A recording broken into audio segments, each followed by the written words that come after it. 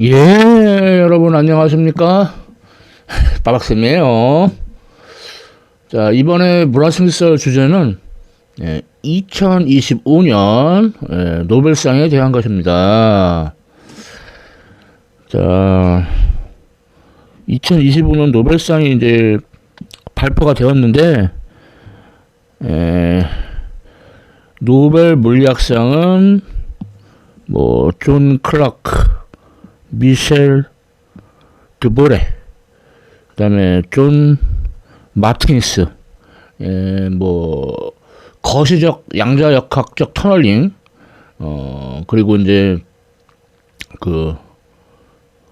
초전도 양자 컴퓨팅 그런 거에 대해서 그런 업적으로 받았고, 노벨 화학상은 스스무 기타가와 리처드 롭슨, 오마르 야기, 이 사람들이 이제 금속 유기 프레임워크이라는 걸 개발을 해서 그 업적으로 노벨 화학상을 받았고요. 그다음에 노벨 생리학상은 메리 브룬코우, 그다음에 프레드 램스벨, 그다음에 시몬 사카구치, 이 사람들이 말초 면역 관용이라는 것을 발견한 것은 업적으로 노벨 생리학상을 탔어요. 그리고 노벨 문학상은 라슬로 크라스나 호르카이, 그리고 비평이 있는데 좀 문해 아니라 잘 모르겠고, 노벨 평화상은 마리아 코리나 마차도, 그 베네수엘라의 이제 민주주의하고 관련해서, 그 다음에 마지막으로 노벨 경제학상은 조엘 무키르, 필립 아기용, 피터 하윗, 이 사람들이 이제 그 창조적 파괴를 통한 지속적인 성장, 그런 업적으로 노벨 경제학상을 탔어요. 자, 하나하나 조금 더 자세히 보겠습니다. 자, 노벨 물리학상 존 클라크, 이 사람은 이제 영국에서 태어나서 이제 미국에서 연구 활동을 많이 했고, 미셸 앙리 드보레, 프랑스에서 태어났는데 역시 미국에서 연구 많이 했고, 존 매튜 마틴스, 이 사람은 그냥 미국 사람이고요. 재미있는 건 존 클라크가 지도 교수고, 그 밑에 박사 후 연구원으로, 그러니까 포스트 닥터 과정, 줄여서 포닥이라고 그러죠. 포닥. 그거 했던 사람이고, 이 사람은 존 클라크 밑에서 박사 과정 공부를 했던 사람이에요. 한 랩실의 멤버들이 노벨상을 타다니 대단하죠. 그러니까 뭐냐면 터널링이라는 현상, 이게 이제 미시적인 경우에 일어나는 거는 잘 알고 있는데, 근데 이제 거시적으로도 일어난다. 그래서 이걸 응용을 해서, 그러니까 초전도체를 이용을 해가지고 초전도 양자 컴퓨팅 이런 쪽으로 이제 응용할 수 있다는 얘기죠. 그래서 거시적인 물체, 예를 들어 야구공 같은 거, 이런 거는 엄청나게 많은 수의 원자들이 모여서 된 거거든요.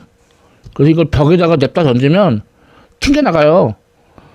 근데 얘가 튕겨나가지 않고 벽을 뚫었어. 미시적인 경우에는 그럴 수 있는데, 거시적인 경우에 이런 일이 일어난다는 게 정말 이해가 안 되죠. 그리고 이제 터널링이 일어나면은 전압이 0이어도 마치 스위치가 켜진 것처럼 전류가 흘러요. 아주 신기한 현상인데, 이러한 터널링이 이제 알려진 계기가 불안정한 원자핵이 이제 붕괴를 해가지고 안정된 원자핵이 되는데, 그러니까 이때 알파 입자를 방출하는 알파 붕괴가 있죠. 그런데 요 에너지가 이게 충분치가 못해서 요 에너지 장애물을 못 넘어가요. 고전적으로는. 고전 물리학적으로는. 근데 알파 분계는 분명히 관찰이 되잖아요. 그럼 넘어간다는 얘기거든. 그러니까 그 양자 물리학에서는 그 입자를 파동으로 봐가지고 요 파동 함수가 이렇게 이 장애물을 뚫고 갈 수 있다는 거죠. 그래서 알파 분계로부터 이러한 터널링 현상을 알게 된 거예요. 이게 시작인데 그래도 여전히 이제 거시적인 거에서는 이해가 안 되죠. 자, 그래서 이제 일반적인 도체에 전압이 없으면 그러면 이제 전자들이 그냥 제자리에서 막 제멋대로 막 왔다 갔다 막 움직여요. 그런데 초동주체가 되면은 그 1972년에 노벨 물리학상을 탄 그 BCS 이론, 그러니까 바딘, 쿠퍼, 쉴퍼의 BCS 이론에 따르면은 전자가 두 개씩 서로 짝을 져요. 그거를 이제 쿠퍼 전자쌍이라고 하거든요. 그래서 이 쿠퍼 전자쌍이 되면은 일반적으로 전자들끼리는 서로 밀쳐내잖아요. 근데 그런 게 없어요. 그리고 중간이 끊어져 있죠. 여기 끊어져 있죠.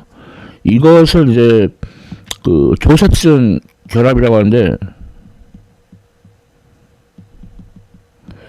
이것도 이제 그 1973년에 노벨 물리학상을 탔죠. 그때 노벨 물리학상을 탔던 조셉슨의 이름을 따서 조셉슨 결합이라고 하는데, 그래서 얘네가 그 사이를 넘어갈 수 있다 이거예요. 그래서 이렇게 전류가 쭉 흐르게 된다. 그래서 이제 거시적으로도 이런 양자 터널링이 일어날 수 있다. 자, 그러다 보면은 자, 이렇게 계단식으로 장애물이 있어요. 그러면은 여기는 계단의 폭이 좁죠. 그러니까 그 터널링을 할 테고, 여기는 아래로 갈수록 계단의 폭이 넓어지니까 그 터널링 하는 확률이 작아요. 그래서 이쪽에는 입자가 적고 여기는 입자가 많고, 그리고 에너지도 이 높은 에너지 그 다음인데, 그러니까 이런 식으로 그 에너지 준위가 양자화되는 것도 확인할 수 있죠. 자, 이런 내용이 2025년 노벨 물리학상 내용이었어요. 자, 다음은 이제 노벨 화학상. 자, 그래서 보면은 스스무 기타가와 일본 사람이고요. 그 다음에 리처드 롭슨, 이 사람은 영국에서 태어나가지고 뭐 호주에서도 연구하고 그런 사람이고, 그 다음에 오마르 무안네스 야기, 이 사람은 이제 요르단에서 태어났는데 팔레스타인 난민이에요. 그래서 뭐 이제 성공해가지고 그 미국 국적, 사우디아라비아 국적까지 갖게 된 아주 대단한 사람이라고 할 수가 있겠죠. 보통 사람보다 얼마나 더 많이 노력을 했겠어요. 예? 아무튼 이 사람들이 이제 금속 유기 프레임 워크를 만들었는데, 그러니까 시작은 다이아몬드로부터 시작했어요. 다이아몬드는 이제 그 탄소로 이루어져 있죠. 그래서 이렇게 정삼면체 모양으로. 근데 이 사람들이 만든 거는 뭐냐면은 금속 유기 프레임워크, 그러니까 금속, 그래서 이 각각의 꼭지점에 구리 이온이 있어요. 그리고 이제 뭐 중간에 이제 유기 분자들이 있고, 자, 그러다 보면은 그 이런 거대 고분자들 사이에 이렇게 빈 공간, 캐비티가 이렇게 있죠. 자, 요런 개념의 영감을 얻어가지고 스스무 기타가가 이렇게 개방 채널로 교차하는 그 3차원 금속 유기 프레임워크를 만들어요. 그래서 요 틈새에 이제 가스를 이제 흡수를 했다가 또 뭐 열을 가하면 다시 그 가스가 방출되기도 하고. 근데 사실 이런 재료가 전혀 없었던 건 아니에요. 제올라이트라는 재료가 이미 쓰이고 있었는데, 근데 제올라이트는 좀 너무 단단하고 그래서 좀 유연한 신소재가 필요하던 참이었는데 그게 바로 MOF였다는 거죠. 그래서 이제 이렇게 금속 이온이 들어가요. 이 경우에는 이제 징크, 아연 얘네들이 이렇게 들어가가지고 그래서 얘네가 꼭지점마다 분포하면서 이러한 그 사각형 격자를 만들죠. 그래서 여기 요 안에 이제 가스 같은 거를 이제 흡수시킬 수가 있는 거예요. 그리고 이 크기도 이제 다양한 분자들을 이용을 해가지고, 그러니까 여기 보면은 뭐 벤젠링 1개, 그러면 크기도 작겠죠. 여기는 이제 벤젠링 2개가 붙어 있고, 그럼 크기가 조금 크겠죠. 얘는 벤젠링 3개가 이렇게 따로따로 붙어 있어요. 그러니까 크기가 제일 클 거예요. 그래서 이런 식으로 그 캐비티의 사이즈를 조절할 수가 있고, 그래서 이제 이런 신소재들을 많이 발표를 했어요. 뭐 MOF303, 뭐 요거는 사막 공기 중에 수증기를 흡수해서 이제 그걸로부터 이제 물을 이제 얻어내는 거고, 그다음에 MIL101, 뭐 요거는 오염수에서 그 원유하고 항생제를 분리하고 또는 뭐 수소나 이산화탄소를 이제 대량 저장하고 그런 거고, 그 다음에 UIO 67, 얘는 이제 물에서 PFAS, 뭐 폴리플로르 알킬 서브스턴스의 약자인데, 아무튼 그래서 뭐 하수 처리하고 오염 제거하는 데 쓰고요. 뭐 이거는 GIF 8, 뭐 폐수에서 히토리 원소를 분리해내고, CAF 20, 얘는 이산화탄소 흡수 능력이 뛰어나고, 그 다음에 NU 1501, 뭐 이거는 이제 수소를 이제 저장하고 그리고 또 방출하고, 예, 이런 다양한 그 금속 유기 프레임워크, 예, 이게 2025년 노벨 화학상이었습니다. 자, 다음은 노벨 생리의학상. 물화생들 썰이니까 물리, 화학, 생물 다 커버합니다. 자, 그래서 메리 엘리자베스 브룬코우, 이 사람은 미국 사람이고요. 그 다음에 프레드릭 제이 램스벨, 예, 역시 미국 사람. 그 다음에 시몬 사카구치, 예, 이 사람은 일본 사람이에요. 예, 이 사람들은 이제 우리 몸에 면역 체계가 있잖아요. 근데 이 면역 체계가 뭐 어떻게 잘못돼가지고 자가 면역 진화를 일으킬 수 있잖아요. 그래서 그것과 관련되는 건데, 자, 그래서 우리 면역 체계에서 이제 역할을 하는 T 세포가 있어요. T 세포는 사실 두 종류가 있거든요. 헬퍼 T 세포하고 킬러 T 세포하고. 아무튼 이제 바이러스가 들어오면은 이제 바이러스에 감염된 세포가 그 바이러스 조각이 포함된 이렇게 복합체를 이렇게 내밀어요. 근데 T세포에 이제 수용체들이 있는데 이 수용체 모양이 다 달라요. 얘는 이렇게 생겼고, 얘는 여기가 뾰족하고, 얘는 둥글고. 그래서 이 경우에는 이제 둥근 게 여기에 맞아요. 그래서 경고, 바이러스가 침입했다라는 거 알아내가지고 이제 면역 체계가 발동하는 거죠. 그런데 우리 어렸을 때 흉선이라고 해서 이렇게 여기서 이제 그 단백질 파편이 나오는데, 여기서 이제 T세포들이, 그러니까 이렇게 뭐 둥근 T세포, 네모난 T세포, 뾰족한 T세포 뭐 이렇게 있는데, 이 경우에는 이제 요 네모난 T세포가 결합을 하죠. 그래서 얘가 좀 해로운 T세포다. 그래서 이 검열을 해가지고 제거를 해요. 예, 면역체계가 정상적이라면.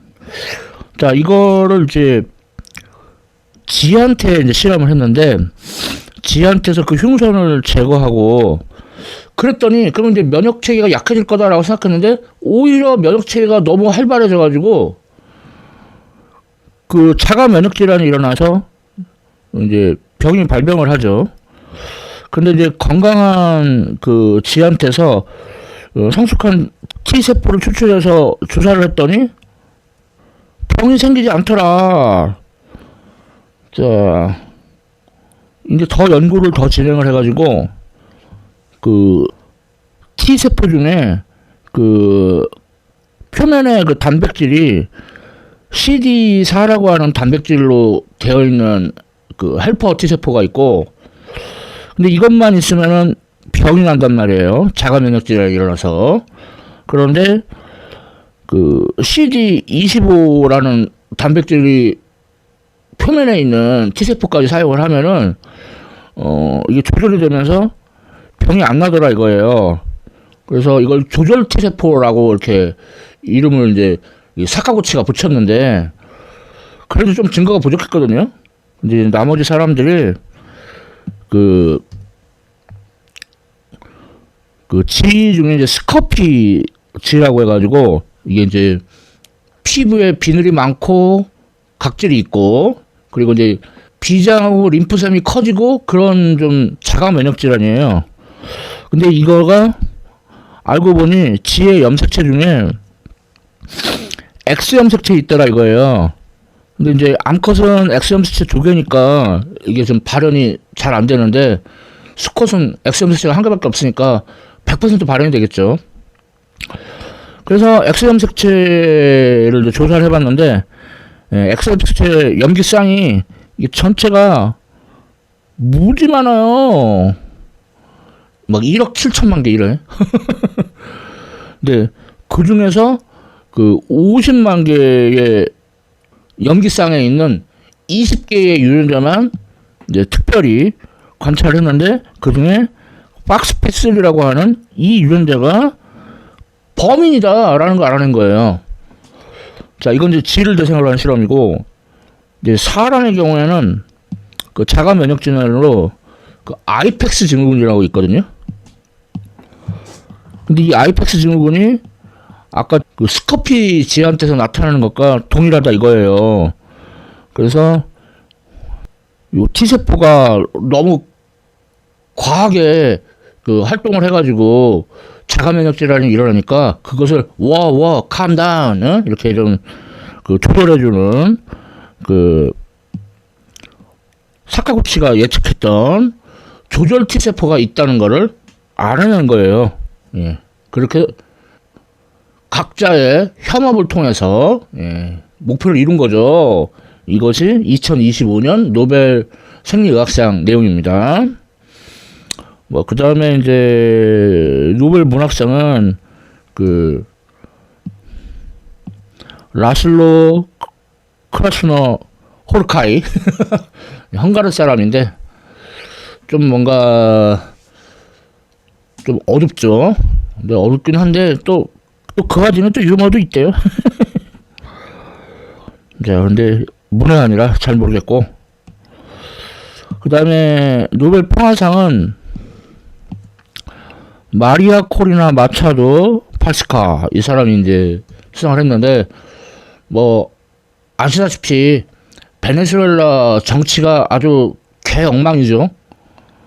근데 이제 이 사람이 대통령 선거에 출마했는데, 그 마두로 정권에서 그 출마를 못하게끔 술수를 부린 거예요. 그래가지고 출마를 못하게 됐고, 이제 대안 후보로 에드문드 곤살레스 우르티아라는 사람이 대통령 선거에 나갔는데, 뭐 선관위 모니터링 뭐 사진이라든가 그런 거 보면은 한 60대 40 정도로 이긴 걸로 보이거든요. 근데 실제 결과는 55대 45로 마두로가 이긴 걸로 되었어요. 그래서 이번이 3선 되는 건데 이거는 이제 명백한 부정선거라 이거죠. 그럼에도 불구하고 마두로 정권이 권력 장악을 강화했고 좀 문제가 있어요. 아무튼 베네수엘라의 민주주의 증진에 노력한 그 업적으로 2025년 노벨 평화상을 탔습니다. 자, 다음은 마지막으로 노벨 경제학상. 그래서 조엘 모키르, 이 사람은 이제 네덜란드에서 태어났는데 이제 미국에서 활동 많이 했고, 근데 이 사람 이스라엘 국적도 있는 것 같아요. 2025년 노벨상은 이스라엘, 팔레스타인 뭐 사람들이 탔어요. 그다음에 필립 마리오 아끽, 프랑스에서 태어났는데 뭐 지금은 프랑스, 미국 뭐 그렇고, 그다음에 피터 윌킨 하잇, 이 사람은 캐나다에서 태어났고 지금은 뭐 미국에 많이 있는 것 같고요. 그래서 이 사람들은 그 지속적인 성장의 메커니즘을 연구를 했는데, 뭐 조엘 마키르는 기술 발전을 이제 전제 조건으로 해서 연구했고, 이제 나머지 두 명은 창의력 파괴라는, 그러니까 새로운 제품을 내놓을 때 그 기존의 제품에서 손해를 보는 경향이 있는데 뭐 그러지 않도록 뭐 그렇게 건설적으로 해야 된다, 뭐 그런 지속적인 성장의 메커니즘을 연구했다. 그래서 2025년 노벨 경제학상을 탔어요. 자, 빠학쌤이 이제 전공이 그렇다 보니까 뭐 이쪽은 다 문해한이고, 뭐 물리, 화학, 생물 쪽은 조금 자세히 알아봤습니다. 빠학쌤의 문화생기설 2025년 노벨상이었습니다. 지금까지 시청해주셔서 감사합니다.